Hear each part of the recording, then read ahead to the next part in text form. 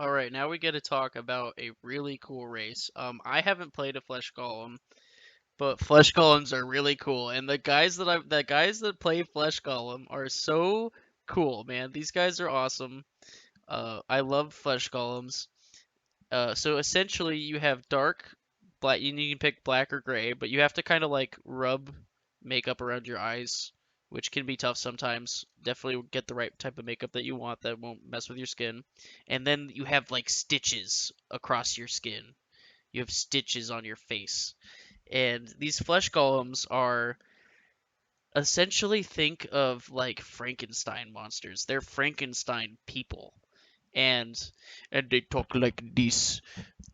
They talk with heavy accent, and they're they're so cool. Uh, that's the way that obviously you don't have to talk like that. Yeah, most flesh golems are very quiet and reserved. They tend to speak slowly and inaccurately, as if their speech was constructed as they were. They talk like this. They talk very slowly, and they are flesh golems, and they like lightning strikes. I don't tell you why they like lightning strikes, but we like lightning strikes. Their flesh golems are awesome, and they're super simple. They're very straightforward. You're not getting a whole lot of deception when you're playing when you're talking to a flesh golem. They're super cool. Uh, the the lore behind them is funny. A lot of people fight over the lore in game of flesh golems. The folk deny that they created flesh golems. The elves deny that they created flesh golems.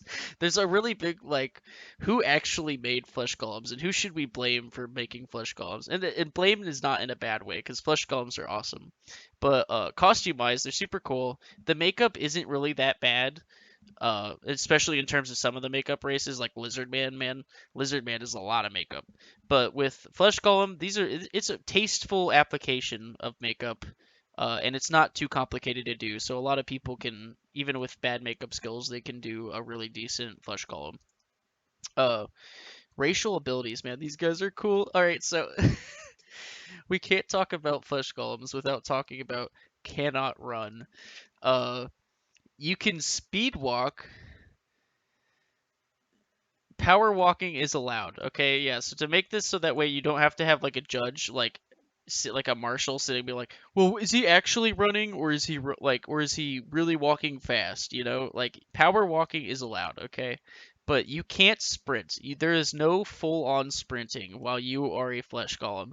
So a lot of times in really bad situations, you see flesh golems like power walking the crap out of their body. You know, like it's pretty humorous when it happens. -5 build is a lot of build for not being able to run. I don't know if that's a good trade-off, but it's very unique to the race. I don't think I've met another race that has this.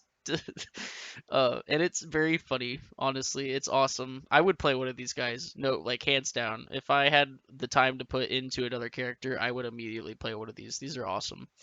6 athletics, pretty good. They're tanky.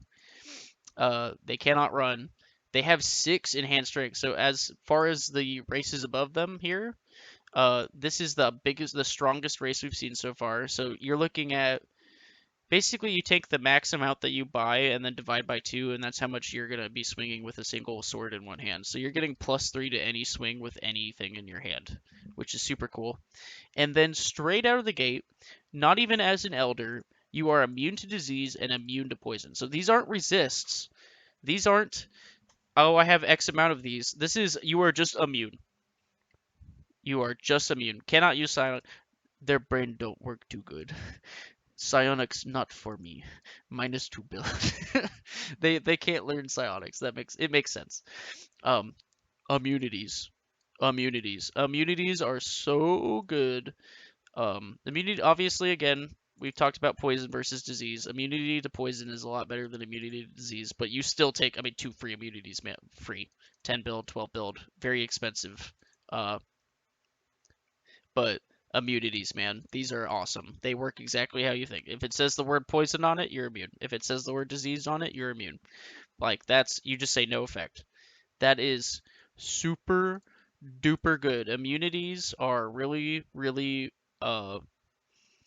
they're trying to tone down how many immunities in the game there are because a lot of the more advanced characters have gone out of their way to figure out how to become immune to a lot of stuff, and that's not a whole lot of fun when you're trying to fight them. Uh, However, this is really cool, and immunity to poison, immunity to disease. There's a lot of ways to get around poison and disease, and they're still really good. You should not feel bad about having these, especially at your base race. These are awesome. And the elders, oh, the elders, it's alive. There's a few races have very comically named uh things, but your a summon lightning storm spell counts as a grant life spell too, because they're like Frankenstein monsters. They're like these Frankenstein creations, and so obviously a lightning bolt will count as a grant life for them. It's alive. Uh, Leather skin, that's really cool. They get to use their skin like armor. Uh, yeah. Div cannot wear armor. Where is that? Is that a?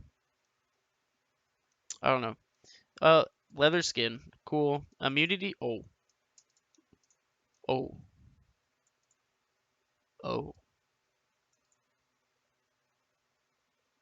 This isn't really as good as you might immediately think this is. Normal is just the default swing. So if you walked into game and you had a sword and there was nothing special about what you were doing, and you swung a sword at them, they would be immune to that. There's a really quick there's spells that let you just swing for magic or spells that let you swing for earth, and that gets around this, right? So it's not too big of a deal, but it's also really cool. That's really good.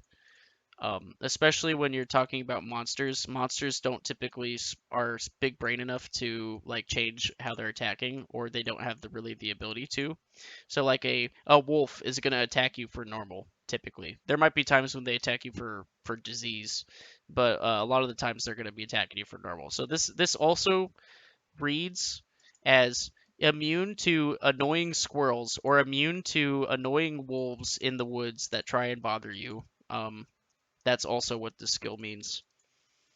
I don't know what the heck the metabolism is kind of like a weird mechanic. Your metabolism. This is like a lot of advanced. Having no metabolism, very good. See, no metabolism in the book. You get to pick when you have your metabolism on or off, and there's a ton of big trade-offs to not having metabolism. Uh, the coolest thing about this is limb replacement. You may rip off a similar limb of a fallen foe and simply attach it to your arm if you're missing an arm. If in addition, you may also replace other plot-approved body parts. Limb a weapon. You can rip off a limb off of yourself, and it counts as a base 10 damage weapon. That's actually really good. A base 10 weapon is super strong, kinda. Legs are two-handed blunt. You can take a chest or a torso and use it as a shield.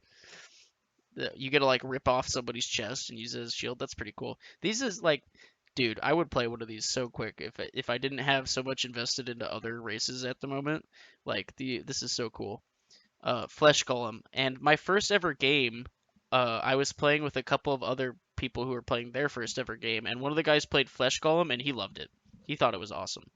And dude, Flesh Golems are so cool. People should play these guys more. They're so much fun. That's Flesh Golem. Definitely on my list of favorite races in the game.